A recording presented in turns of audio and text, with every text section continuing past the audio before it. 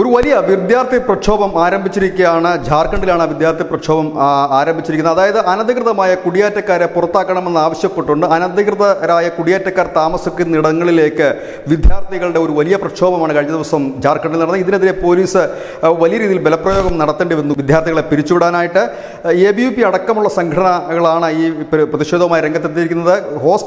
അതായത് വിദ്യാർത്ഥികളുടെ ഹോസ്റ്റൽ പോലും കൈയടക്കിക്കൊണ്ട് ബംഗ്ലാദേശിൽ നിന്നുള്ള നുഴഞ്ഞുകയറ്റക്കാരുണ്ട്, ഇവരെ പുറത്താക്കണമെന്ന് ആവശ്യപ്പെട്ടുകൊണ്ടാണ് പ്രക്ഷോഭം നടക്കുന്നത്. കഴിഞ്ഞ ദിവസം BJPയുടെ നേതാക്കൾ, ജാർഖണ്ഡ് സംസ്ഥാന നേതാക്കൾ പറഞ്ഞ കാര്യം, പല മണ്ഡലങ്ങളിലും BJP അനുഭാവികളുടെ വോട്ടുകൾ ഇല്ലെങ്കിൽ ഒരു പ്രത്യേക വിഭാഗക്കാരുടെ വോട്ടുകൾ ഇല്ലായ്മ ചെയ്തുകൊണ്ട് കുടിയേറ്റക്കാരുടെ വോട്ടുകൾ അവിടെ കൂടുതലായി ചേർത്തു. ഒരു ലോക്സഭാ മണ്ഡലത്തിൽ 18,000 മുതൽ 20,000 വോട്ടുകൾ വരെയാണ് ഇങ്ങനെ കൂടുതലായി ചേർത്തത്. അതിൻ്റെ അന്വേഷണം എത്തി നിൽക്കുന്നത് ഈ കുടിയേറ്റക്കാരിൽ തന്നെയാണ്. അതുകൊണ്ട് തന്നെ ഇവിടെ ഒരു വലിയ രീതിയിൽ തന്നെ കുടിയേറ്റക്കാരെ പശ്ചിമ ബംഗാളിലെ പോലെ തന്നെ ഈ ജാർഖണ്ഡിലും വ്യാപകമായ രീതിയിൽ കുടിയേറ്റക്കാരെ എത്തുകയും അവരെ തദ്ദേശീയരായി മാറ്റുന്ന ഒരു വലിയ പ്രക്രിയ നടക്കുന്നു.